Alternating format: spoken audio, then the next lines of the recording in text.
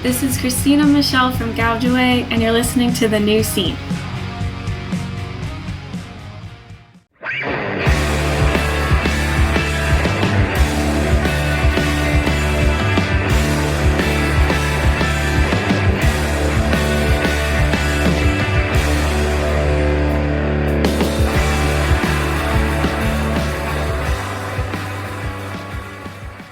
Hello, everybody, and welcome to The New Scene. I am your host, Keith, and we're back with another brand new episode. And on the show this week, we have Chad Neptune, bass player of Strongarm and bass player of Further Seems Forever.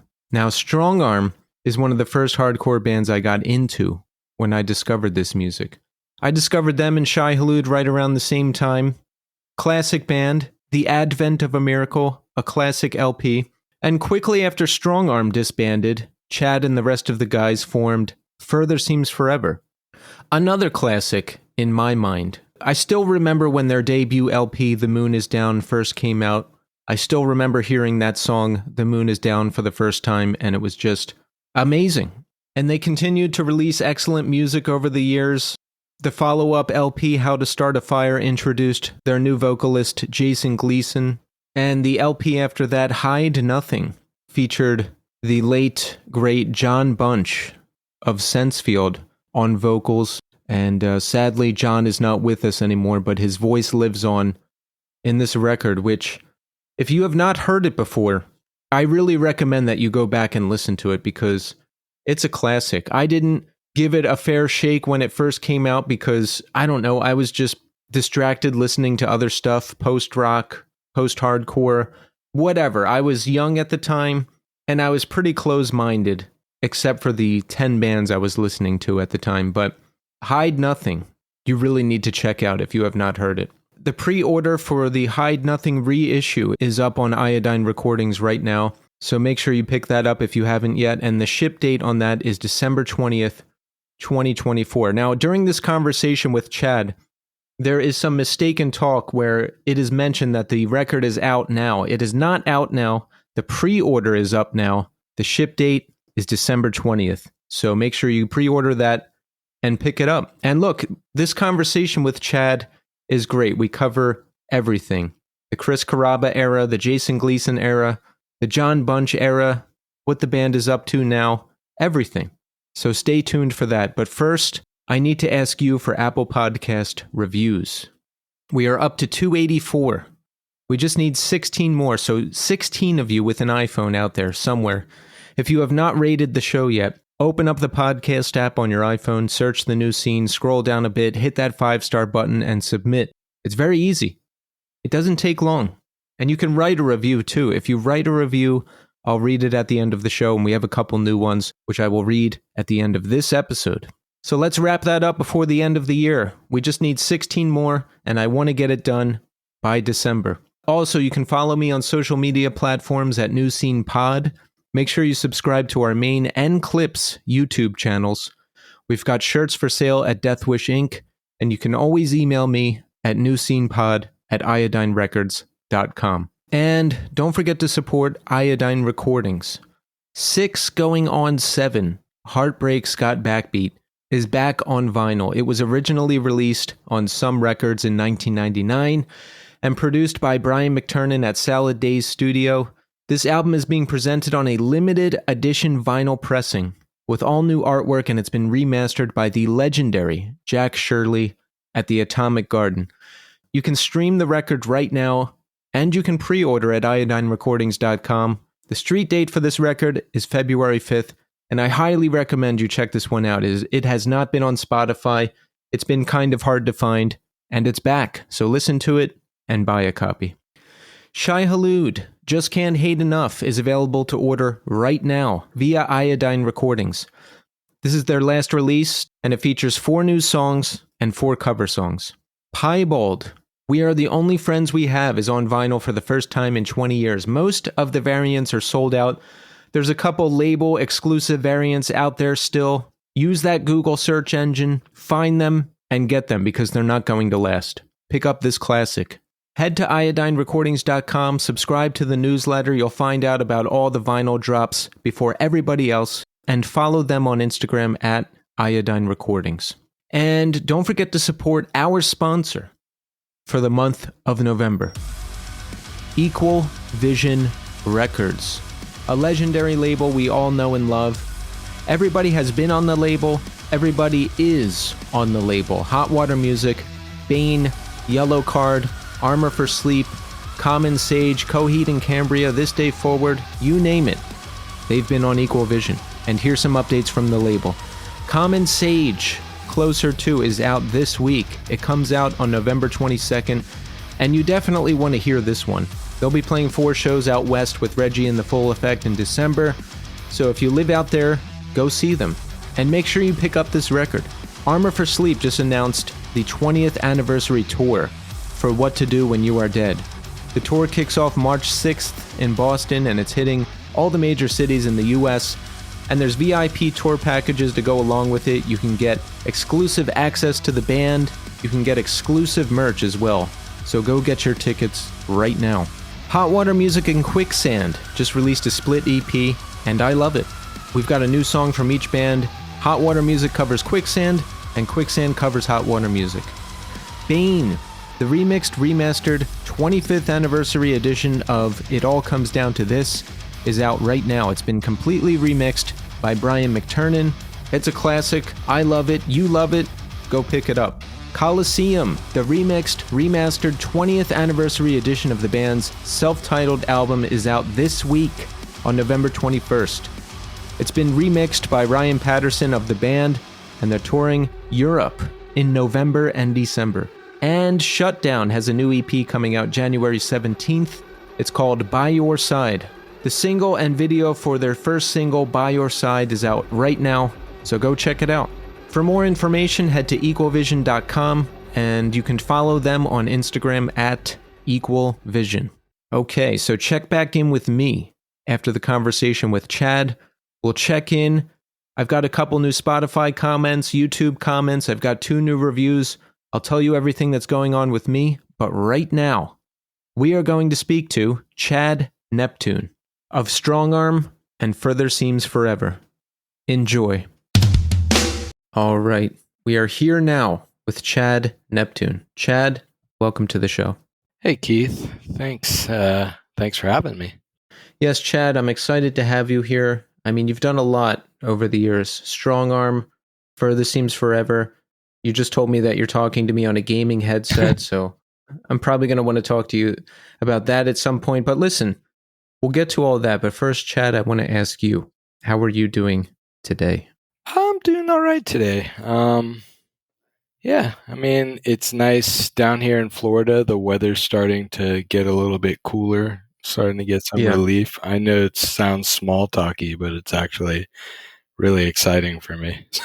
So. No, it is, because I can't stand really hot, humid weather. So you are just a champion in general for being able to live in Florida, you know? Yeah, I can't say that I actually want to, but it's just kind of the way things are shaking out now, isn't it? Where in Florida do you live? I'm in Fort Lauderdale. Okay. Yes. Did you get hit by any hurricane stuff that happened recently? No, we just had some mild wind and rain, but not like Tampa and other places got it. What's your story? Are you married, kids? Sure, yeah, I'm married. I have 2 kids. One's 24 and one is 16. Wow. Yeah, I know. A 24-year-old kid. Yeah, like a human, an adult. That's crazy. Yeah. How long have you been married? 20 years now. Nice. Yeah. Nice. All right, so since you said you have a gaming headset, I haven't talked about gaming on the show in quite a long time, but I got to know, what are you playing lately? Well, my kids like to make fun of me because I basically play Overwatch like all the time. But I played Destiny, Overwatch. I actually re-downloaded Halo. So like those types of games. Yeah. But the reason why I think I like Overwatch is it doesn't require a lot of farming, you know?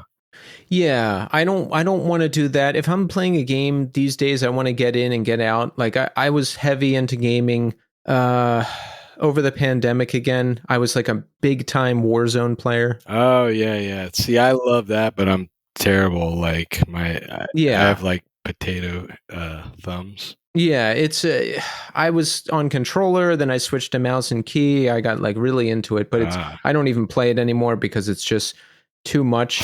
I don't really play anything anymore except the original Doom. Oh, the original, really? The original. There's a thriving online community that still mods the original Doom and gets together and plays online. So I'll do that because you can jump on for an hour and just get off. Yeah, that's cool. I remember that about Doom. It was pretty good. But yeah, my son gets way into like the first person shooters, and I want to like it and be good at it, but I'm terrible. Yeah. I was playing Destiny 2 also. Yeah. I really like Destiny a lot. I like the community part of it. I like doing raids and stuff like that. But then it just, at some point, it just got so like, it was too much. It was too much. Have too much going on in my life to deal with that. Like my life just shifted in the past, I don't know, year or so that I really don't have much time for gaming, and I'm not willing to invest all the time anymore. Like I was deep into Elden Ring, and I was going to really like sink another 100 hours in and like really finish the game. But then I was like, what am I doing? I can't do this. Well, hey man, you at least had the forethought to stop. Right? Exactly. So where did you grow up? Did you grow up in Fort Lauderdale? Yeah, I grew up in South Florida here, not necessarily Fort Lauderdale. Like Plantation, Davie area, Cooper City, like that area, which is Broward County.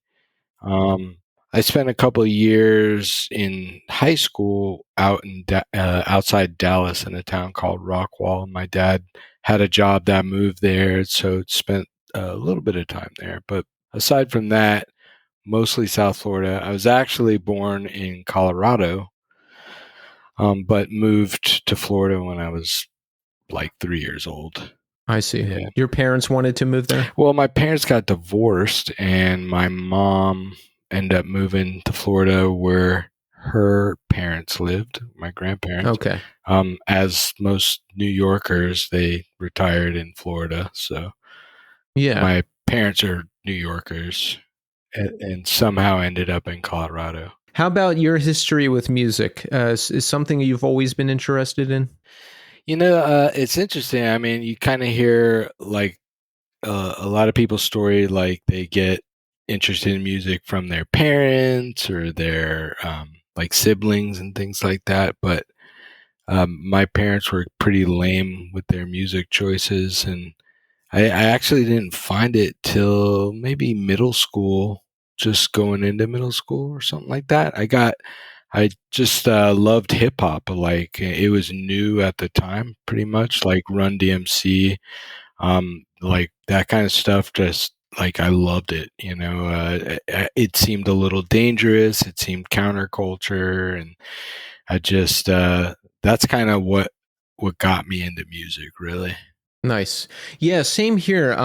Like the whole gangster rap thing was blowing up when I was in 4th, 5th, 6th grade. And as a kid, you know, a white kid living in a mostly white suburb, it was just like really dangerous and counterculture like you're talking about. And I really liked the music too. So that was going on. And then there was like the whole alternative thing going on. So there was like a lot of good stuff going on at the time. Yeah, exactly. That was exactly it. So you're listening to hip hop. How do you start getting into playing music? Oh, that's a good one. Let's see. So, you know, I didn't even know anybody that played an instrument, you know, like growing up, like we like rode bikes and I got into skateboarding. And from skateboarding, basically just met some of that, you know, that scene had that like counterculture type vibe to it again, right? And I got into like the skate rock tapes and stuff that you would order, and just like the skate videos and the songs that were on it. I remember like I heard the Descendants for the first time on like a Vision Psycho Skate video with like Mark Gonzalez, and that was like I just like felt connected to that. And my best friend at the time was into like punk and hardcore and stuff, and he brought me to like my first show.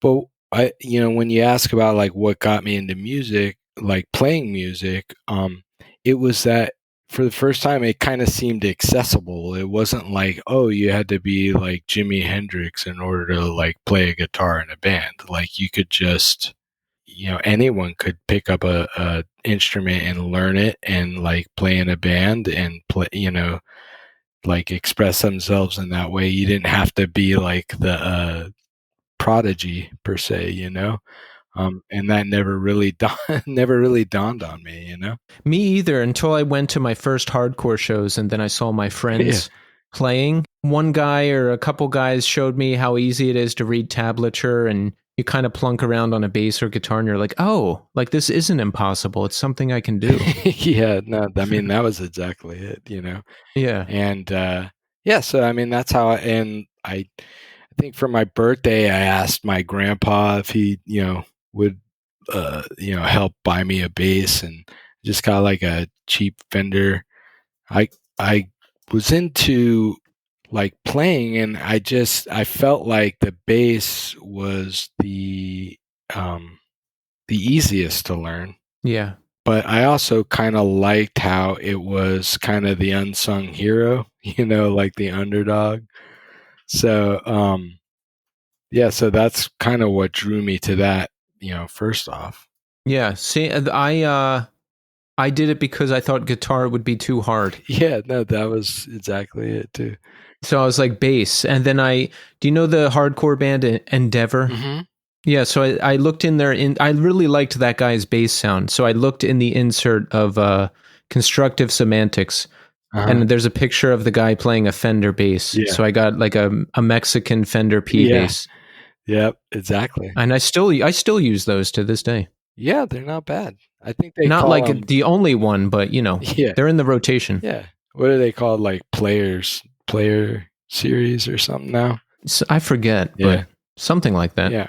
So you get a bass. What do you just start learning by yourself? Did you take lessons at all? No, I didn't take lessons. I probably should have, because I got it and I'm like, okay, now what? And I just remember being in my room and just like, I'm just playing the different strings. I didn't even know that you had to like press down on the fretboard in order to get different notes, It wasn't like you could just like YouTube, like, hey, how do you play bass?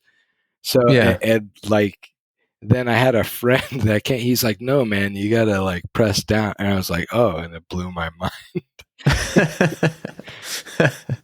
So how quickly after that do you start playing in bands? Well, so I was living in Texas at the time, and it was a pretty small town there. I went to a small high school that was just there wasn't a lot of basically there was a lot of cowboys. There wasn't a lot of people necessarily into the things I was into. Even the kids that were into like punk and alternative weren't necessarily. I was like into straight edge, that was my thing, and they were like into doing drugs. Like I didn't really get along with a ton of people, let's put it that way. And I did connect with a couple of guys after a while, and we started a band, and we didn't really know what we were doing. I think we did a couple of covers. We tried to write some new songs, but I think I ended up losing interest a little bit.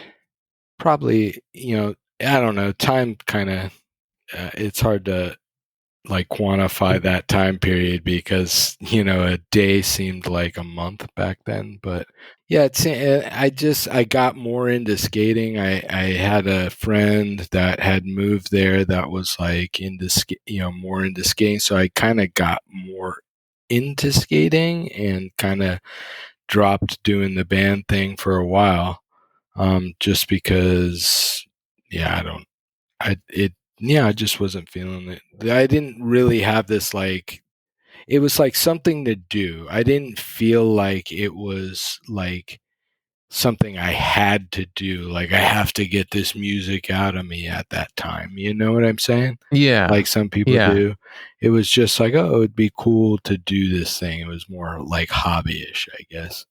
It wasn't until I moved back to Florida and I had met up with, I had some friends that I met because my sister still lived in Florida, and she had some friends here that were sort of in the scene, and I met them, and we like connected, and they needed a bass player. So when I moved back, I'm like, yeah, that sounds awesome. And that's when the name of the band at the time was Ikthus, and the singer and the bass player, and the singer moved, and the bass player like went to college, and they needed a bass player, and the guitar player ended up singing, and we did that for a little while. Then which eventually became Strongarm.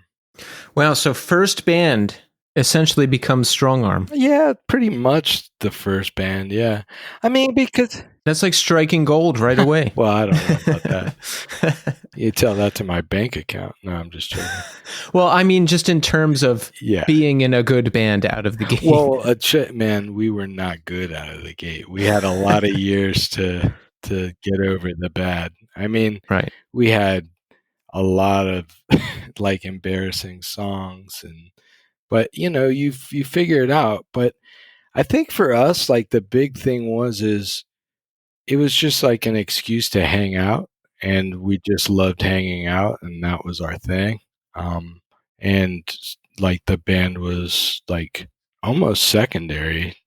And then when we started coming into our own and like figuring stuff out, we were like, oh, actually, like, yeah, this is like shouldn't be secondary. Like, let's take this a little bit more serious kind of thing. Yeah, that evolves over time, because when I started playing before I was in a band, I was like, I just want to be in a band. But, you know, maybe going out and hanging out or going to the movies or trying to hang out with girls or playing video games was more important. Exactly. But then you get in a band and you do it and you play shows and you get out and tour, and it becomes necessary. Yeah, and I think, you know, there's something about that first song that you write where everyone's kind of clicking together, right? And you're just like, wow, this is like, I want to have this feeling all the time. Like it's kind of like kin to like a golfer that like hits the perfect shot that they just get addicted to. You know what I mean? Yeah. Yeah. Yeah, exactly. So Strongarm is together. What's the scene like down there in Florida at the time? Is it like a vibrant hardcore scene? Is there other bands like you? Because I got into hardcore around 98, and Shai Hulud was one of the first bands I got into. And my friend's like, well, if you like Shai Hulud, you got to listen to Strongarm. And I'm like, oh, they're really similar and really awesome. So like, how was it down there at the time? Yeah, so it's really interesting because we were all the way in South Florida at that time. A lot of national bands didn't really come down here. Like, and when I say national, I mean just like somewhat known bands. Like we would have loved for any Revelation bands to come down. So like when a band that had some kind of notoriety would come, it would be pretty good because everyone kind of thirsted for it. One of the cool things about our scene was you'd have like punk bands and hardcore bands and ska bands and indie bands, like all post-hardcore bands, like all playing shows together, like, which was really cool because we had to kind of make our own scene. And I think that kind of attributed to like why so many bands ended up like coming from down here. Like, so like you mentioned Shai Hulud. So Josh, our guitar player, and Matt Fox from Shai Hulud were like, they were in a band together when they were like 13, and they kind of like just kind of learned how to play guitar together somewhat. And and we're all friends, right? So like you have all these bands that are friends, and like, I mean, you had all kinds of bands coming from down here. You had Marilyn Manson, you had you had Newfound Glory, you have, Morning Again and Culture and Poison the Well was a little later. But yeah, I mean, so I think we kind of made our own scene, which was cool. We didn't have to wait for bands to come down to have our own shows. We would just make our own shows. So I think that really helped in a lot of ways. Yeah, in terms of hardcore, South Florida was like a Seattle at one point. There was so much good stuff coming out of there in the mid to late '90s, and even later too. Like it continued. Yeah. You mentioned Poison the Well. They had just put out Opposite of December a year after I got into things, and they were blowing up. Evergreen Terrace later. I know they were another one. Like good stuff just kept coming out of Florida. Yeah. I mean, that was really cool to be a part of, and I think that, that kind of helped, just having the different bands, it wasn't people just stuck in one genre. So that was cool. What about some of your personal influences and band influences for Strongarm? Because I don't know, Strongarm is a specific sound that I can only really think of you guys and Shai Halud that are like doing that thing. Yeah, so it's interesting because when we were going, I think hardcore kind of took like it was like in transition almost from that like youth crew, like fast stuff, which we really liked. And then this like more metal, like new hardcore, 90s hardcore stuff like Earth Crisis and Snapcase and Strife and all those bands, So there was a lot of like West Coast, which was like Strife, and then a lot of East Coast, which was like, you had Earth Crisis, and then you had like Sick of It All, and then you had the older bands like Gorilla Biscuits and Judge and Chain of Strength on the West Coast, right? A lot of the Rev bands. Though I think all those bands kind of played into it, but then we also really loved like the Descendants,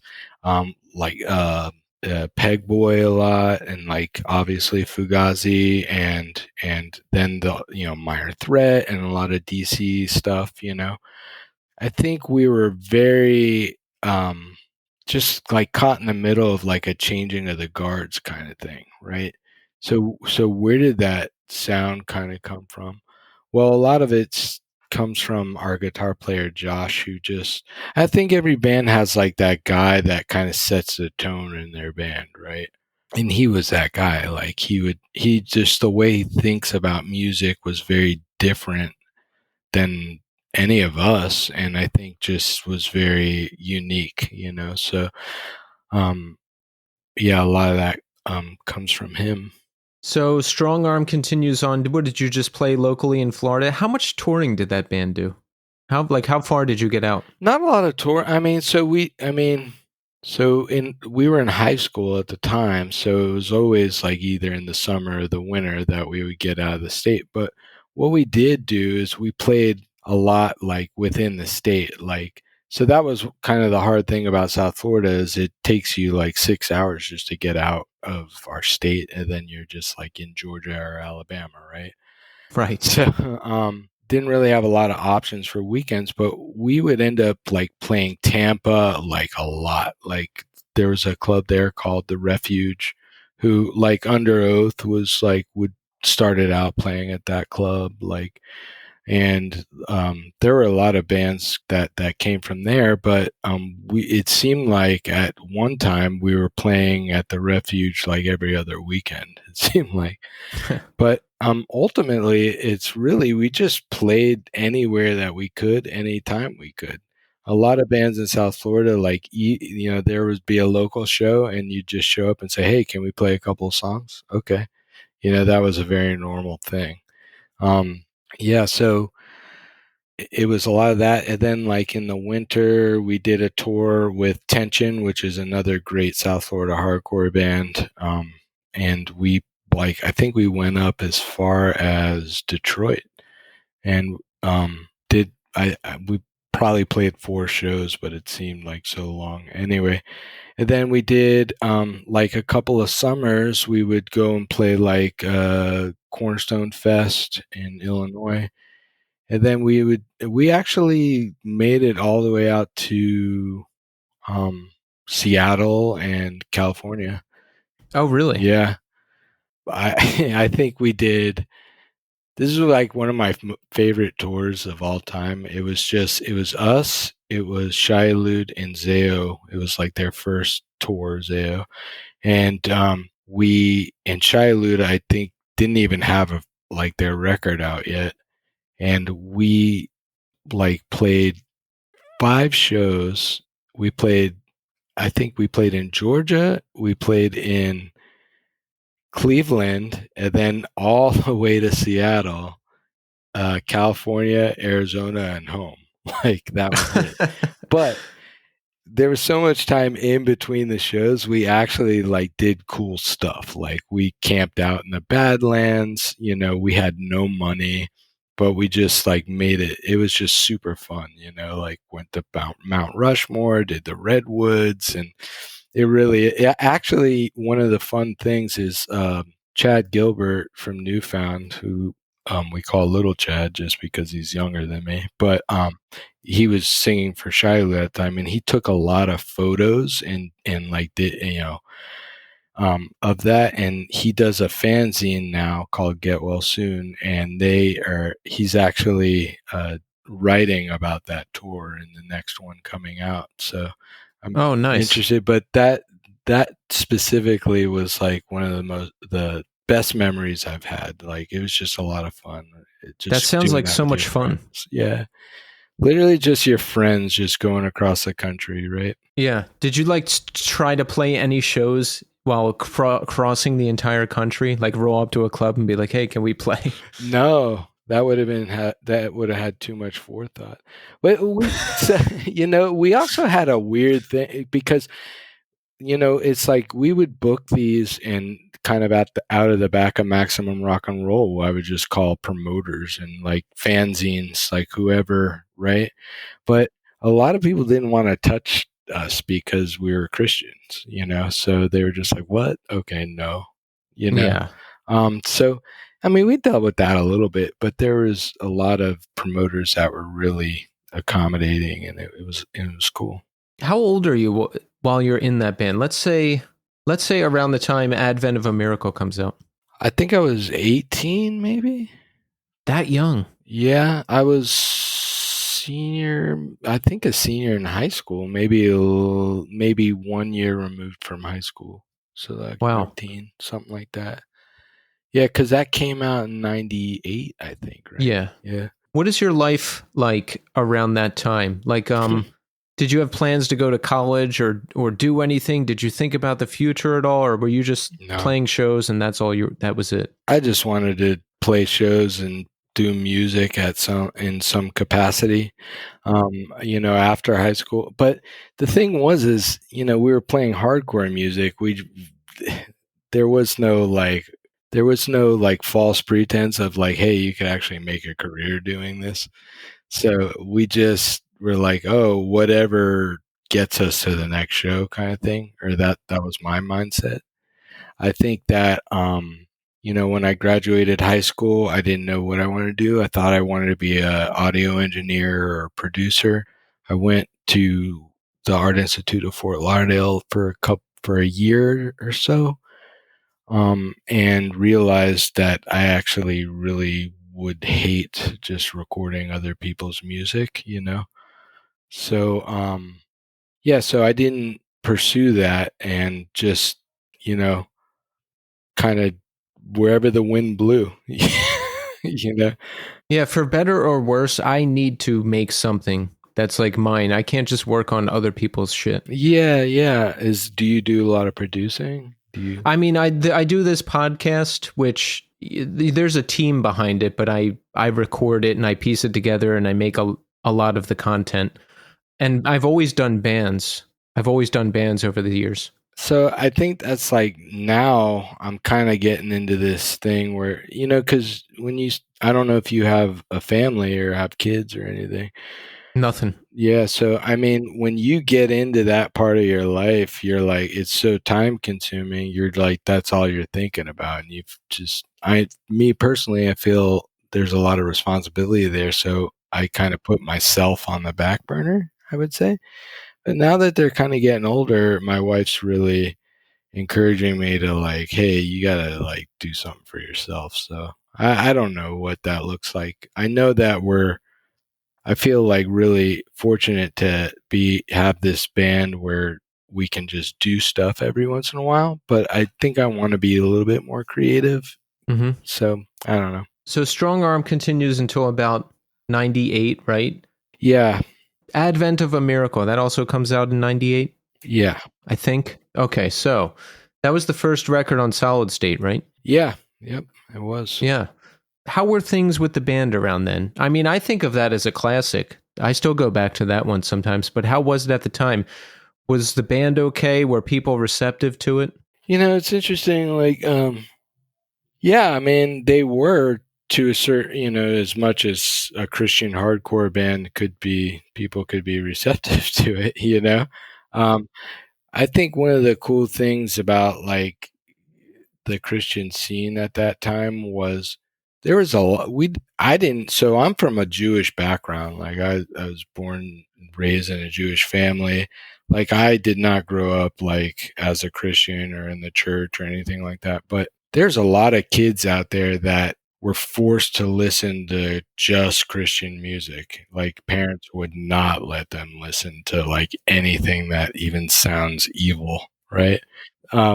That kind of blew my mind at the time. And I think for a lot of kids, like a band like ours, they were just like, finally, there's actually like some real like music that's actually like, like not like Striper, right? And I say real music, I mean just like more for their generation, right? For our generation. So that kind of like there's these pockets of like Christian communities that were so like thirsty for that, and that was, I think that like kind of caught on fire, and that's kind of what helped like Tooth and Nail as a label, because it was, you know, all across the board, like bands like MXPX, like and like the Supertones, their ska band, like people just like thirsted for that. They just wanted something that was real and it wasn't manufactured to try to like save them from hell, kind of thing, right? Yeah, so that was kind of a big part of the band at that time, but we're all from the scene. We, you know, just we would always play shows, and the band was actually going pretty well, but we had no illusion we weren't gonna like make this our career, because, you know, we probably still haven't made any money from the band at that, or Strongarm at that time, and we were graduated, we're like getting on with our lives. I think Chris, our singer, got married, you know, so we were just like, and our music tastes were changing at that time too. I don't know if they were changing, just expanding, right? So I feel like when you're younger and you get into this music, you get so like focused on like, if it doesn't sound like this, I'm not into it. You know what I mean? So, but then we started, like broadening our horizons, and like seeing some really great music out there that kind of inspired us, that to like, we wanted to do different things basically, but we didn't have like a bad breakup. No one was angry at each other. It just kind of ran its course, kind of thing. Okay. Yeah. Has there ever been like a proper Strongarm reunion? There was one, and that was the first Furnace Fest in 2000. I know it was only 2 years later, but it seemed like a long time. But yeah, so I went. Chad Johnson, the original promoter for Furnace Fest, he was also our A&R guy at Tooth and Nail, and he was like, "Hey, I'm doing this this awesome festival at this cool venue in Alabama. It's a big furnace, and I want to have Strongarm, do a reunion. And at that time we were doing Further as well. So we're like, okay, as long as Further can play, and so that, I guess, technically is our proper reunion. Okay. Because I think there was a one-off with maybe just the vocalist, and I saw you guys at Furnace Fest 2021, was it? Yeah. Where we did some Strongarm songs? Yeah, we did one song. But yeah, so that was Jason Berggren, our original singer, who was on the first record. Yeah. And yeah, I don't know, he got some random people to like do it with him. Right. Yeah, that wasn't that wasn't something that we would do. Yeah, that doesn't seem like the move. Yeah, I don't know. It's it's funny. The further away we get from that band is like, I feel like people really say they want certain things, but then when they get it, they love the memory of it kind of more. Yeah. I am totally into doing it, but some of the other guys are like, it's too much of a problem and blah blah blah. When I say a problem, it's just, it takes a lot of time to like learn the stuff. You want to do it right, you want to do it justice, kind of thing. To do it right, there's at least a year of time to invest to make it good. Exactly. Yeah. I'm glad you get that. And there's that's a long time, especially when you've got kids and we're older now. Yeah, exactly. And then it's like, what if we invest that year and no one really cares? And then it's like, 50 people showed up to the Strongarm reunion, and it's like, so it's a gamble. I know. So, I mean, that's the thing. Like, so we, like, I would do it just because I'm down for whatever. But we also respect everyone else to say, hey, they don't want to, because that's fine. If you say, I don't want to do it because I want to watch Netflix or something, I'm cool with that. That's fine. You're being honest. Yeah, and that's the thing. I've talked to so many bands at this point, and just so many reunion discussions and all that stuff. If it's meant to happen, it will. Like, there will be one time where everyone's chatting in the group text and they say, like, everyone says, all right, let's just do it. And then you'll do it. And like, that'll happen or it won't. So you just got to let nature take its course. Do you have that feature? No, I'm not in any band that's broken up that anyone would want to see. But yeah, but no, that's not true though. It's sometimes you do it just for the fun of it. Oh, well, that's true. But like, my friend's band, This Day Forward, just reunited. So I was like privy to some of those discussions. So I've seen how it all works firsthand. And I've been part of some of those discussions on my own. Like a band I was in, people were like, why don't we do something? And sometimes I've been like, okay. And sometimes I've been like, yeah, I can't right now. So.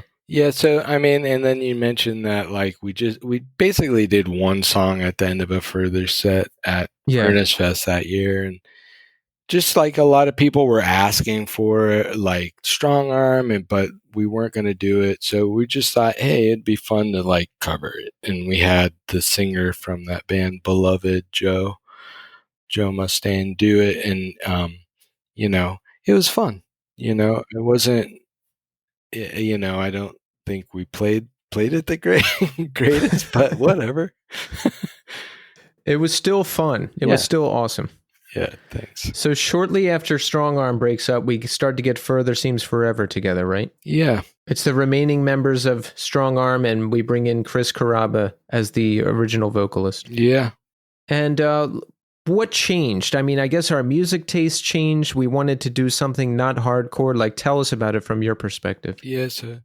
I think like organically it happened. It seemed like more calculated looking back on it. But, we had started, Josh and I had started like thinking about like doing an indie rock band, or a post-hardcore band, like just, even when Strongarm was at its end. And actually Matt Fox from Shilude was supposed to play second guitar and like helped write one of our first songs, or a guitar line in one of the first songs. And then when Strongarm broke up, we were like, oh, okay, let's do this, But then we're, at that time, we're like, okay, well, who else do we get to play in the band? And we're like, oh, we only basically know these guys, And not only that, but, it's like our best friends in the world. So we're like, it seemed like a no-brainer. And Chris, our singer, Strongarm, he had gotten married at the time. But we did know that we wanted to have someone that was singing, not necessarily yelling, right? So more melody, I guess. And Steve, our drummer, he was also playing in Shiloh at the time, and him and Matt were doing Shiloh, and Matt was like, "Oh, I'm like really busy doing Shiloh," so we ended up getting Nick, our other guitarist from Strongarm, to play, and Nick is an awesome guitar player. It's just we call him the intangible because the way that he kind of thinks about things is very different than, but like in a very not simplistic manner, but in a complementary manner to everyone else, right? So it's really cool what he adds. And Steve, we always felt that magic, Actually, I was listening to your podcast that you had with David Yao from Jesus Lizard, right? Yes. And he was talking about the magic, right? I totally just can relate to that, because there's just something that happens. It's very hard to explain, but I wish that everyone in the world could just like have that feeling at some point, right? Right. But yeah, so we started like our music taste changed, like I said, and we just wanted to do different stuff and not be like locked into a box, right? Because we felt like hardcore was very, pigeonholed at us, right? Yeah. So, so we just kind of started writing. We were like, okay, well, how do we, what singer do we get? We don't even. There's only a handful of people that we even know that actually sing and don't yell. And one of those bands was the Vacant Andes, who was another South Florida band that Strongarm played a lot of shows with. And we had always just really gotten along with them. And they had two singers in the band. They had John Owens and Chris Carrabba. And we were just like, I saw Chris at a party one night and I was like, hey, we're looking to do this thing. And it wasn't like you could just like look up this guy's phone number, it's like you had to see them around town in order to, it's interesting. Right. So, he was like, hey, I actually had recorded some stuff. Tell me what you think about it. And we were just like, oh, this sounds awesome. Let's get together. And we got together at Josh's house and just, I don't even know that we like actually played that night. We just hung out and just told stories and laughed. And I think that's one of the things, I say this often, but one of the things I tell younger bands is to be in a band with people that you just like to be around, not necessarily the greatest players in the world, because that stuff comes around, Right. Yeah. I hear a lot of people say that, and it's so true. Yeah. Yeah, because you will develop the skills over time, but you got to be able to spend a lot of time together and not want to kill each other. Exactly. I mean, coming from a band that's gone through as many members as we have, I'm not sure that I had that totally right, but no, I'm just joking. We're all still friends today. Yeah. Yeah, because Jason has come and gone into the band, Chris has come and gone into the band, right? It seems like everybody's still cool. Yeah, we kind of call it a family because it's really kind of a family dynamic, Yeah, certain bands it just shakes out like that, and it still works. Like Seosin, they've had multiple vocalists come in and out, and everyone is friends and they still play with multiple guys. Like some bands can just pull off that type of situation and it still works. Yeah. And I think part of that is it's, the sum of all the parts, right? So Yeah. I think everyone kind of is important, but, for the most part, later in life, it's easier to have, to reflect and be like, oh, this is why. But really, it's just, things happen for a reason, and you just do what you do in the time and don't let things like dictate where you go in the future, I guess. Right. So Further Seems Forever goes on to put out The Moon Is Down, in which, it was, I remember discovering that, and then I think Dashboard Confessional came out around the same time. Maybe it was even the same year. I can't remember, but what happens is is Chris too busy with Dashboard and wants to leave? And I want to piece together like the decision making around that album. Like, did he know he was going to leave but still do the vocals for the album? Was everyone okay with that? Like, tell us what happened. Yeah, so basically, so we did a tour before. We did a split 7-inch with a band called Recess Theory from down here. Right. And we, in that summer, we did a tour with them. And at that same time, Chris had recorded some Dashboard songs because, some of the, so Chris is a singer-songwriter, at his truest form. And he wrote a bunch of stuff that some of, we didn't necessarily feel was right for what we were doing, but he, basically had the moniker of Dashboard Confessional and like recorded it and just had it like as a demo kind of thing. When we did that tour, he actually did like a Dashboard song in our set at that time too. So the Dashboard was starting to, like, people really loved what he was doing, which, was great, and he, Further was this band where Steve was still in Shiloh. The rest of us were like almost going on our professional careers. We didn't know that we like really wanted to be musicians because there was some risks involved there, right? You really risk involved being a loser, basically, right? Yeah. Like just like sacrificing your life, and before you know it, you're 50 years old and you're like playing Van Halen covers at the local bar, right? I've never heard anyone word it like that, but it's so spot on. Well, so I just want to preface that by saying there's nothing wrong with doing that if it makes you happy. But I always have this vision of like my dad's friend who his wife like is like, she's always upset at him because he won't stop trying to be in bands like at like 50 years old, right? Yeah, and but it's true. Like, I never made that leap because I couldn't commit to just not knowing and becoming a loser in the future. Like, I didn't want to be 50 years old and like have to get a job as a waiter or something. And no disrespect to anybody who does that. I'm just saying for me, well, it's a gamble. I didn't want to start there.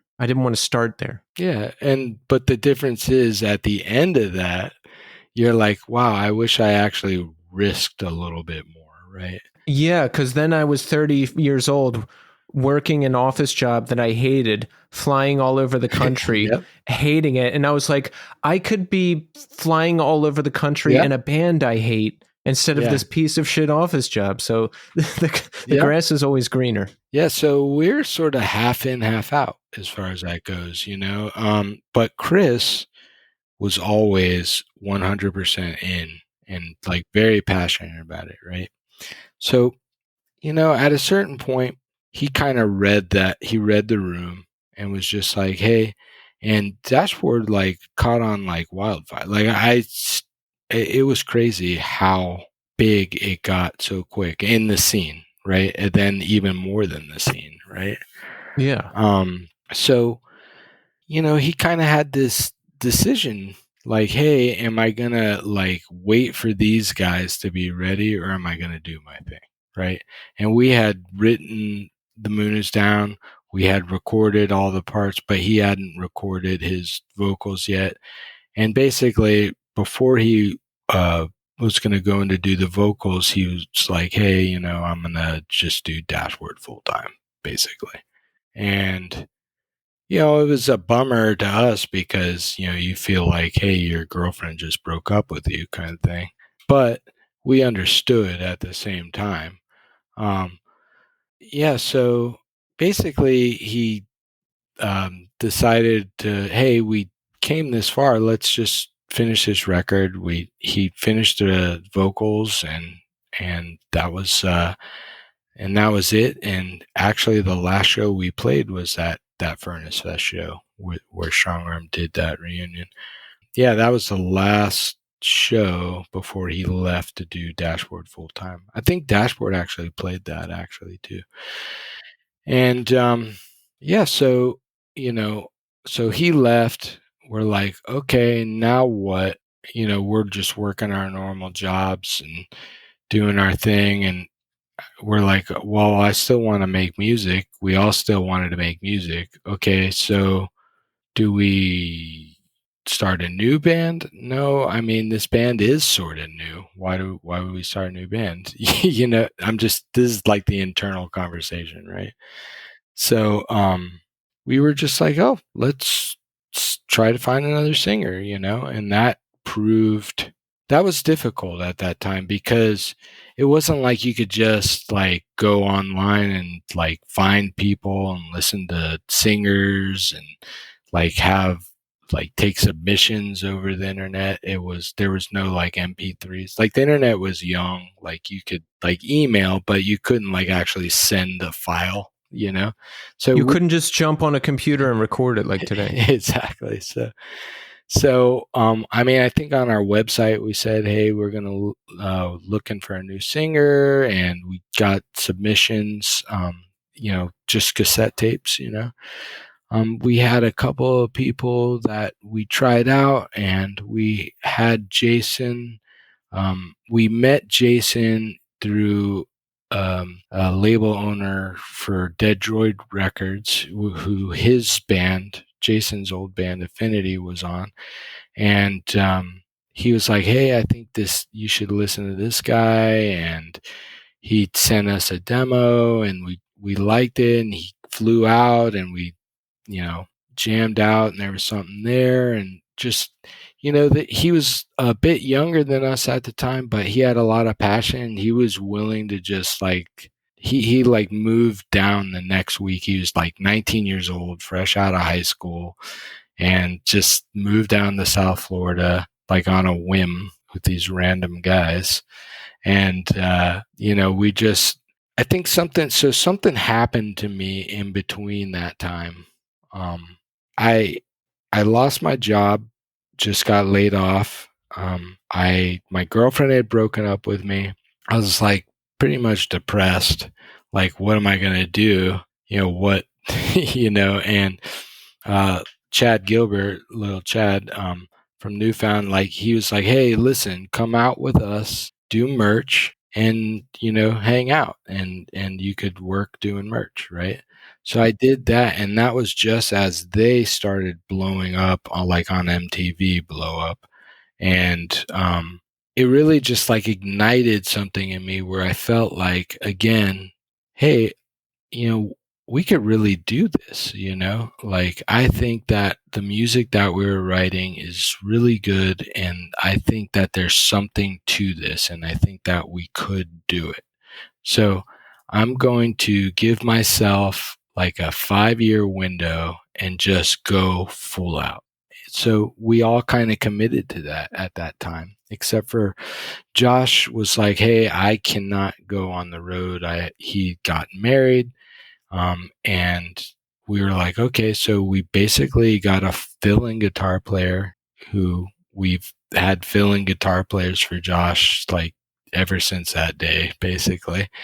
And, just was like, hey, we went out and played every show that we could find. We just tried to stay as busy as possible and really just gave it like 110% after seeing the success that Newfound had, that Dashboard had. Like, hey, this is actually something that's attainable.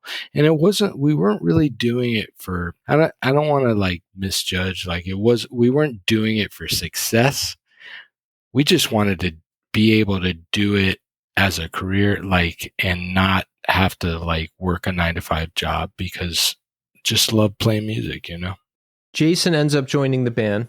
And how was the transition? Was it difficult at all? I mean, like, I remember when Jason joined, and I remember seeing you guys, maybe it was at Furnace Fest 2003-ish or something like that. And I don't remember any major controversy like, oh, we don't want this guy, we want the old guy and all that. But like, how was it from your perspective? So I think by then it kind of worn out, but there was so that was one of the, it was like a blessing and a curse kind of, that Dashboard was getting really big. I mean, you know, he was like doing an MTV Unplugged, and we're, you know, known as this guy's old band, you know? Yeah. And it was hard for Jason to like follow in his footsteps. But I think kind of one of the biggest thing that we always said was, we weren't trying to get someone to replace Chris. We just needed someone to do their own thing. Right. And I mean, that's really, that's the key, right? I think if we tried to get someone to sound like Steve Perry, from Journey, to replace Steve Perry, like, people would be like, this guy sounds like Steve Perry. He's a fake Steve Perry, right? Yeah. Well, I mean, yeah. So, but that wasn't what we just wanted to keep making music. We didn't really like, hey, it has to sound like this, it has to sound like this. We just did what we wanted. It's weird when someone just like gets a copy, like remember when Guns N' Roses was just Axl Rose, he would get like another Slash. Yeah, exactly. Like, that was weird. Yeah. It's, yeah. I mean, I get it. But you know, if people like the old guy, they like the new guy, you know, I understand, because I'm like that too, right? I mean, we all have these certain like songs, or maybe even a movie. Like, I just saw Beetlejuice, right? And I'm like, oh, but the first one is such a classic. Why redo it, right? Not redo the new one can't be good, was it? I mean, it was what it was, but I watched the original one, and the original one, it like has no plot. It's just, you just love it for what it is, you know, because it was so different at that time, right? Yeah. So it'll never ever live up to that. But right, if someone sees something new in like Jason, then and open up to it, then that's it. That's all you want, you know, just be open. And I think that people eventually, so we toured like a year. We did like 300 shows that year, and we're just playing like Moon Is Down and like Chris songs, and I think we had 1 or 2 new songs. But because we just wanted to just keep momentum, you know, and Jason did an amazing job in that capacity, you know. But yeah, I mean, it's difficult. It was not fun. It really wasn't. Fun for him or for everyone? So it wasn't fun for him. It wasn't fun for everyone trying to beat that Chris Carrabba, like, you know, sticker on our band, you know? Yeah. But it was fun doing it. It was fun playing and stuff. But, you know, in a way, so How to Start a Fire was that's kind of what it's about, right? It's How to Start a Fire is like igniting a flame in us by saying, we can't do this. Hey, you can't continue doing this band because of this reason, right? Yeah. So Chris's success was a blessing and a curse. Maybe it gave you more exposure, but it does sound like it caused some difficulty as well. Yeah, exactly. There was difficulty, and to this day, people are always like, Chris, Jason, John, you know, and yeah, you know, and it depending on what year it is, you know, people have different opinions. Right. So Jason left in 2003. What happened? Yeah. Oh, yeah. I mean, without going too far into it, But so we were young, and we were, like I said, touring 8 months out of the year. I think we were very exhausted and burned out. We weren't exactly the nicest people to each other. I got married, had a kid, and it's, leaving your family and like all these things. And I don't know. I think I got a little bitter, but I think that it was an interesting time because that was when major labels were like throwing money at bands, and we couldn't do anything because we were super locked into our not so great record deal. But I'm not, it's not to the Nails' fault. They got the best deal for them, right? And so we actually had written and recorded all the music again for Hide Nothing at that time, and we're actually really doing well as a band, Well, when you said you wrote and recorded the music again, I mean, again, like when we did The Moon Is Down, we recorded all the music without the vocals, and our singer left. And the same thing happened with How to Start a Fire. Oh, okay. Yeah. So wait, so for Hide Nothing, you had everything recorded, and Jason ended up leaving the band right before. Oh, okay. Yeah. Oh, so it happened again. Mm-hmm. Does that mess with your head? Of course it does. I mean, I would be thinking, like, is it me? Is it us? Why does this keep happening? Yeah, of course. Yeah.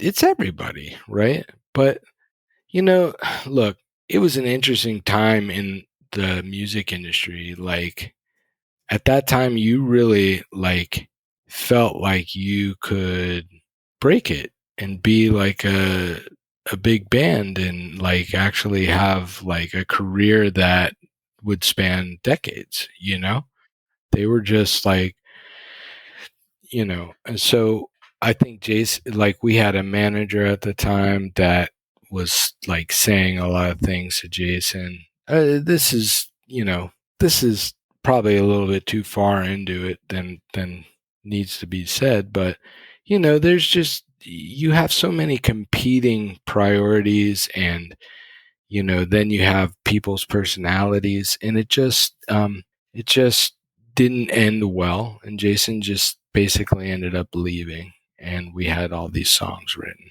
So how do you hook up with John Bunch? Yeah, so John, we loved Sensefield. Sensefield is one of our favorite bands and probably one of our inspirations for starting the band. In fact, like when we were thinking about who we wanted to get to sing for the band initially, we always would reference John, as the type of voice that we'd want, and lyrically as well.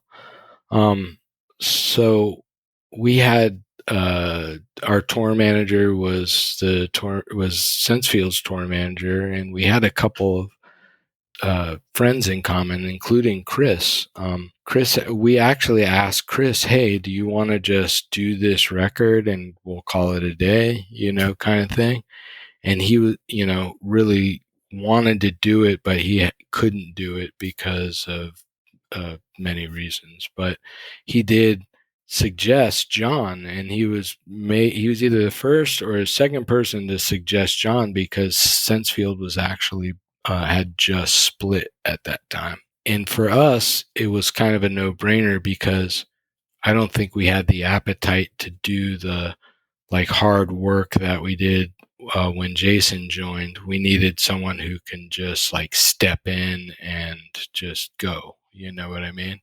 Like basically a consummate professional, right? So I called John, and he was just so open. And John actually like reminds me of Chris in a lot of ways, because he's just always down to just like 100% do whatever. He was not in a great place that when Sensefield broke up and he wanted to do something else, and I sent him the demos that we did for Hide Nothing, and he really liked them, and basically he came down to Florida and we just hung out, and that's how that basically happened. Where was he from originally? He's in Long Beach, California. So did he move to Florida, or would you guys just get... No, he just, I mean, at that point, it was more like, okay, it wasn't like we had to be in the same spot. We were kind of like, oh, it's not a big deal to like fly, right? The other thing was John's original band, Reason to Believe, was actually the first punk hardcore show that I ever saw that my friend took me to. That got me. Oh, really? Yeah. So it was like this weird full circle moment. Yeah. So we get John. What does he lay down vocals to the Hide Nothing recording? Yeah. So so basically we were like, hey, we have this studio time. We need to get this done. And he came down and stayed at our producer James Wisner's house, that's where we recorded in Kissimmee, Florida, by Orlando. And just basically, like, it was like a boot camp, for writing a record. And he just hammered out lyrics and melodies and just recorded it in, like, I don't know, maybe 2 weeks, something like that. And it's a fantastic record. And we have to remind everybody that the 20th anniversary reissue will be out soon on Iodine Recordings. Yeah, I think it's out now. Yeah. Oh, it's out now. Or the pre-order. Well, I think it's out. I think they actually started shipping it. Okay. Let's just say it's out. Yeah, by the time you hear this anyway, it's going to be out. So pick it up. If you haven't heard this record, you really need to. It's fantastic. And, what a gift that we have John's voice on this record still, that we can hear him. Yeah.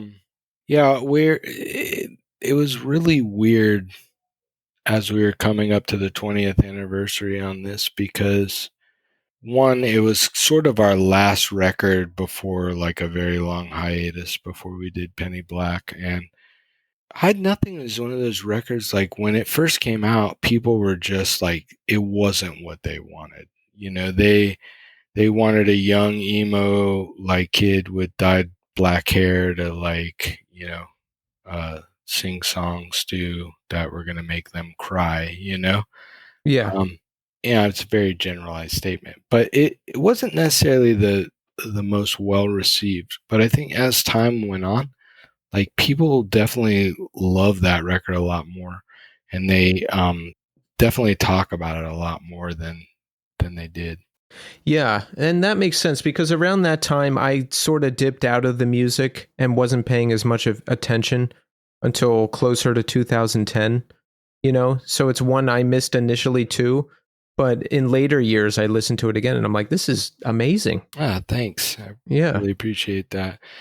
Yeah, I mean, so, and it's interesting, as we were putting this out with Iodine, Casey approached us about doing it. And, it was interesting. How do you put out this record when one of the members had passed away? And I just never thought I would be in that situation, So we wanted to not make it really about John's passing. We just wanted to lift up the work that he did, So it's not a sad thing. We wanted to make it like more of an inspirational thing, like a happy thing. It shouldn't be a sad thing, right? What did you do? Like, do we put certain things into the layout? Do we get testimonials? What do we do? Yeah, we got testimonials. So, like, we had, like, James Wisner, our producer, wrote some stuff, and Chris wrote some things, and, like, we had different, people writing about the record and John and just their experience. What we didn't do is we didn't want to do this is a memorial to John and have his picture and like a halo over his head, and because John we don't think that that's what he'd want, and it kind of sets this tone for that record, and that this is the record with John who passed away, and that's not what his legacy is.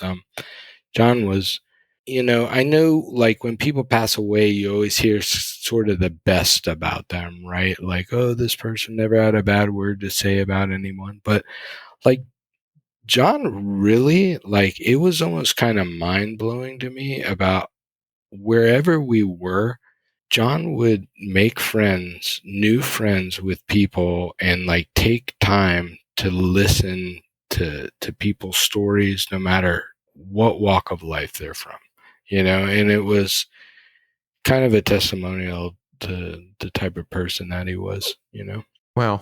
Yeah. Yeah. I wanted to ask, what was he like? Well, I mean, what were your experiences with him in the band? Was it a great time for the band? Did everyone get along? I mean, tell us about him and tell us about that era. Yeah. So I think it was a great time. It was a good time. Great time, maybe not, because just the state of music was changing, and we going on our third singer, I was exhausted personally, but we had a good relationship with each other. We loved hanging out and playing and doing all those things, but I just started losing the stomach to trudge forward, So I ended up not touring. I had a family, and I had to make sure that I was taking care of my future, kind of thing, because I just didn't think I had it in me to just keep doing music much longer, I can only speak for myself, So I actually stopped touring with them around 2005, 4 or 5. I don't remember what year it was. And it was 2004, I think. And they went to Japan and Europe, and I didn't end up doing that. And that was the only shows I ever not did with the band, But we did a significant amount of shows. We did some great tours with Starting Line and Sparta, and those off the top of my head, I was at that Sparta tour. That was a great show. Oh yeah, where at? Where are you? Philadelphia. Philly. It was it was either TLA or Troc. I always confuse those two. Yeah, me too. They're kind of the same, right? Except one's on South Street, right? Right, and the other one is if Philly had a Midtown, I guess that would be there. Yeah. Yeah, that was fun. That was a good one. I love playing Philly. What did you end up doing? I think the band broke up around 2006 and was on a break for a little while. What did you do? Did you develop a career? Did you become a loser? What did you do? Well, I'm always a loser, but that's doesn't need to be discussed. That was a joke, but just in case, But so before, between Strongarm and Further, I actually had learned how to design websites, because I was always into art and being creative and stuff like that. So, I got into that, and basically after I stopped going on the road, when after 2004, I was oh, let me get back into this field. So I basically started from the ground up doing web design at first, and now I'm a user experience designer, or a product designer, as you call it now. Kind of the industry's evolved, so that's what I do. Nice. Yeah, I'm glad that I never made the jump into a full-time touring band, doing that for 5, 10, 15 years, anything like that. So I always just worked office jobs because I had to. I had to survive. And now later in life, I've been able to put a lot more time into creative pursuits. But I'm glad it happened that way because I don't know, I'm just comfortable with the way things are now. I can make money and I have time to do all the other stuff I want to do too. Well, I'd like to say I think the reason that I was able to jump with both feet in the band at that time was I had supportive parents, right? And they were supportive in a way. It wasn't like they were at all my shows with Further Seems Forever merch on and all that. But they were just hey, whatever you want to do, well, as long as it's not hurting people, we'll get behind you. And I think that kind of comes from my mom, when she grew up, she was told basically she had to be a housewife kind of thing. And she actually wanted to be a lawyer and never got that opportunity. So she always kind of made that effort with her kids to say, hey, you can actually do whatever you want. And, so basically I had to, I lived at home for a long time because we were on the road and they were fine and they were very supportive of that. So that was a real blessing that a lot of people don't get to have, that I'm going to try to return to my kids as well. Nice. Do they play at all? My son plays baseball and my daughter is a writer. So she's in college and she is just killing it in college, and she's very passionate about writing, even though that's another art type career that people may say, hey, there's no future in being a musician. But I just love that she's passionate about it, so that makes me happy. I feel life, you figure it, things happen and you just figure it out along the way. You don't know. So trying to be so calculated can be a real detriment, and I'm glad that I got pushed out of that risk area, the risk versus reward. So, and then, yeah, my son, he's in high school and he's really wants to be a major league pitcher, and he's actually pretty good. So that's his thing. So I'm just happy that they're passionate about something. I think it's a gift. Nice. So Further ended up reconnecting with Chris Carrabba later. How was that? Oh, it was awesome. I mean, we'd always just remain friends, like a brotherhood. And yeah. So Chris lived in New York for many years, and at that time he ended up moving back down to South Florida and had a studio, and we were just oh, let's hang. We would just hang out a lot, and then we'd hang out and play music, and then eventually it just morphed into, hey, want to do a record and play some shows? And we're okay.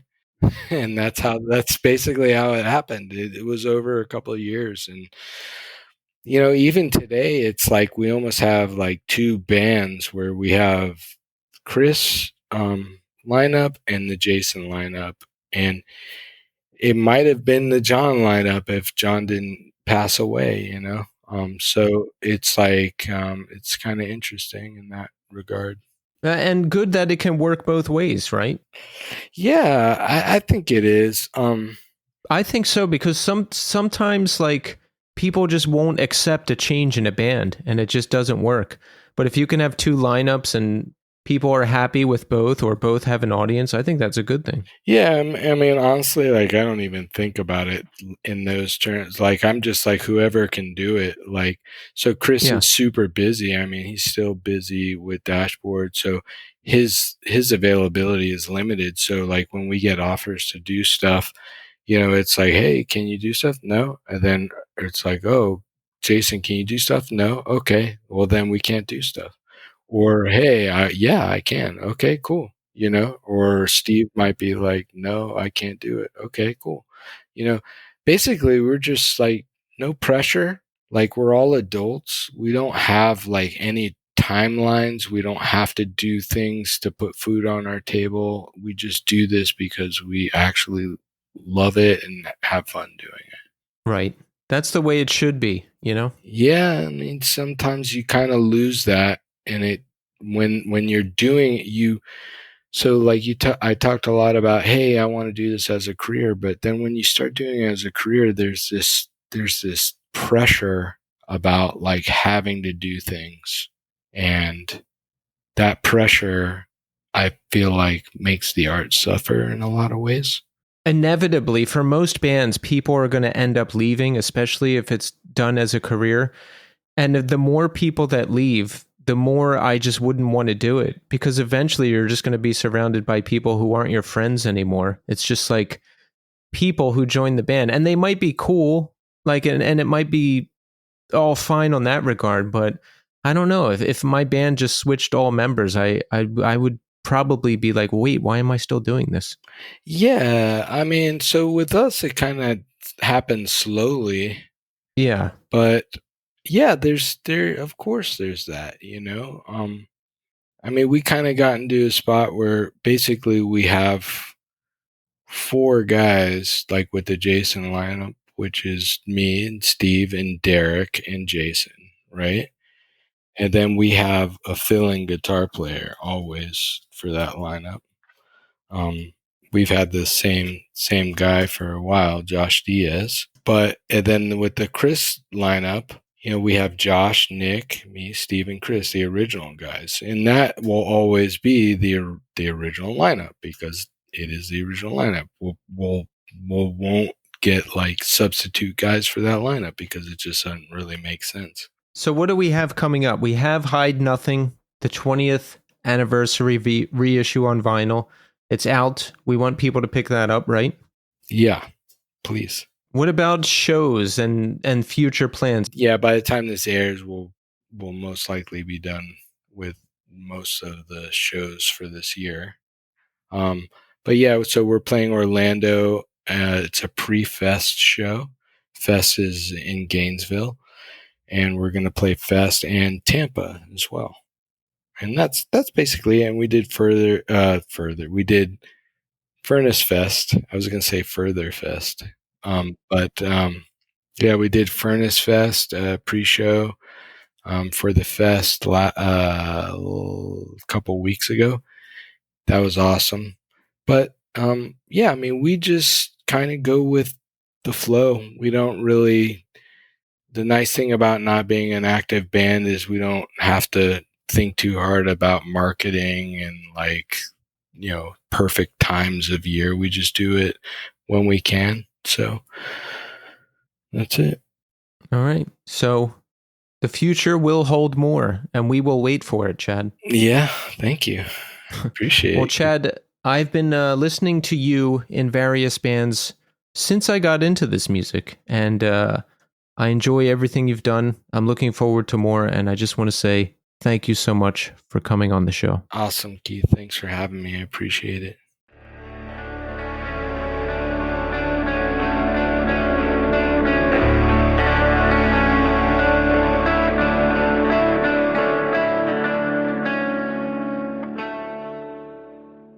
And there you have it, Chad Neptune. Great to have Chad on the show. Great to get the whole story on Further Seems Forever, a band I have enjoyed for decades now. And there's been a lot of great eras to the band, beginning with Chris Carrabba, continuing with Jason Gleason, who still performs with the band, and I guess Chris does too. It just depends on what's going on.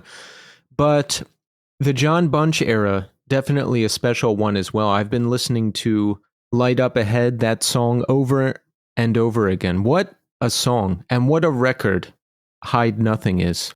I'm glad I've been able to reconnect with that one. Light Up Ahead, though, that song brings me to near tears, and it's just a must listen.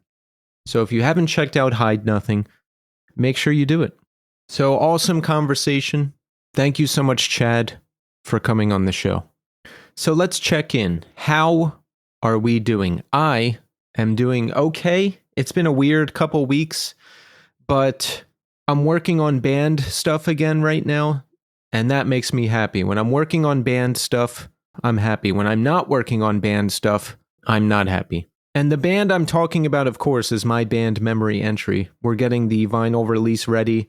It's coming out early next year. So there's things to do, music video stuff, artwork stuff, conversations. We practiced again. We're writing new songs. This is what I want to be doing. This is what makes me happiest. And I wish I could be doing it all the time. But, maybe I'll have to start like a solo ambient project or something like that for downtime. I've been talking about it for like 20 years now. So maybe now is the time. We will see. But that's going on. So I'm happy about that. Next Saturday, I'm going to be in Philadelphia for the Dillinger Escape Plan show at Franklin Music Hall. I had tickets for the one up here. I think that was in July, but I got sick and couldn't go. And I really want to see that show. That's my favorite era of Dillinger, that early era. So that is something I need to see. And we've got Thanksgiving coming up. I've got a whole week off, the week of Thanksgiving. So I'm looking forward to that too. But everything's good. My mood has been a little up and down lately. I'm in one of those periods where I'm just not exactly happy with everything I'm doing, and I don't know exactly what the answer is. But I hope that I'll find it, because it's the same old story with me. I'm working. I feel like it's all going towards something, but I also just spend a lot of time at home and don't go out a whole lot. But I also don't feel compelled to go out a whole lot. So it's just this constant conundrum that I'm not sure exactly what the answer is. But I did go out a couple times this past week. I went to a couple shows. The drummer of my band, Memory Entry, John Lane, is in another band called Disparager. And they opened up the Norma Jean show at Brooklyn Monarch. So I went to see them, and it was a fantastic set. It was my second time seeing them. Great stuff. The sound was awesome. They were awesome. Everything sounded good. So check out Disparager if you haven't heard them yet. I also saw Soft No at Gold Sounds this past Thursday. My first time seeing them. Another great band. Their EP is one of my favorite releases of the year, and I had my friend Scott Signorino on the show fairly recently to talk about that band and their release. So go check that out if you haven't heard it. And check out the debut self-titled EP from Soft No, if you haven't heard it. You will enjoy it if you like grungy, shoegaze type music, and I most certainly do. So that's everything that's going on with me. So let's move into the new scene, Community Hour. I've got a new Spotify comment from Corpse on Pumpkin, who had this to say about episode 254 with Chris Simpson. Thanks for this episode. Super cool. Thank you, Corpse on Pumpkin. Yeah, I got a lot of good feedback on the Chris Simpson episode, and I'm happy about that because I loved it. I love him. I love Mineral. I love the Gloria record. I love Mountain Time. I've been waiting to talk to Chris for a long time. Sounds like a lot of people out there are enjoying the conversation, and that makes me very happy. I've also got some YouTube comments here. Matthew Beckwith had this to say about episode 250 with Quinn Murphy of Love Letter. Matthew says, wow, the vulnerability Quinn navigates during this interview is intense. Thanks for bringing us their story. And William Franger said this about the Quinn episode as well. Appreciate Quinn being open and vulnerable in this interview. Verse was a huge influence in my earlier years, and that band will hold a special place in my heart. Yeah, I got a lot of great feedback on that episode with Quinn as well. I was just so touched by their vulnerability in that episode and everything they had to say. Just the honesty, the vulnerability, talking about everything that happened to them. Unbelievably powerful episode, and I'm glad you all enjoyed it as well. Ronan Jenkins said this about episode 169 with Kurt Ballou of Converge. Ronan said, fantastic interview. Jeff and Kurt, holy moly, this is simply too good. Jerome's Dream and Converge are my absolute favorites. Yes, Jeff Smith of Jerome's Dream co-hosted that episode with Kurt Ballou back when I was doing the co-host thing. So not only do we get to hear from Jeff of Jerome's Dream, we also have that amazing conversation with Kurt Ballou of Converge. That's one of my favorite that I've ever done, and it's obviously one of your favorite as well, because that is the most listened to episode of this podcast out of all of them. And J.D. Kimple had this to say about episode 244 with Steve Von Till of Neurosis and Harvest Man. Came here for the buzz from Melvin's interview, stayed for Steve. Well done. I'm digging it. Thank you, JD. I'm glad you're digging the show. And thank you to everybody who is commenting or reviewing or writing me and all of that stuff. We're building a nice community here on YouTube, so subscribe to the YouTube channel if you have not. There's a main channel where I post the full show, and then there's a clips channel where I post 4 to 6 minute clips from select episodes of the show. So subscribe to those, and thank you everybody for your continued support. I've also got a new Apple Podcast review here from Queen Blanche 69, who says, "Great listen, 5 stars. Keith is a great pod host. He asks probing questions, but he's never pushy or looking for gossip. He shows up as sincere and curious. He lets his guests talk. Great balance." Thank you, Queen Blanche. I love that. Yes, I'm glad you're enjoying the show, and I hope everybody else out there is as well. Oh, and this is a good reminder. Apple Podcast reviews. We have to get to 300 before the end of the year. We're at 285 right now. We just need 15 more. So listen, I beg of you, if 15 of you with an iPhone out there have not rated the show, you can get us there. You could do it right now, and it only takes a second. Open up the podcast app on your phone, search the new scene, scroll down a bit, hit the 5-star button, and submit. You can also write a review like Queen Blanche here did. You don't have to, but you can. And if you do, I'll read it during this part of the show. So thank you. And that's everything I have for this week. But we're back next week with another great episode. I'm really excited for you to hear this one. I thought this was a particularly special one. And we are going to end the show with a song I hadn't heard in so long. And I forgot all about it. And while researching for this episode, I came across it again and listened to it. And it made me feel like a lovesick, sad, happy, confused 19-year-old kid all over again. The song is called New Year's Project by Further Seems Forever. You can find it on our New Scene 2025 Spotify playlist along with all the other music in this episode and every other episode. Search that playlist on Spotify, save it, listen to it, enjoy it. I'm back next week, and I'll see you then.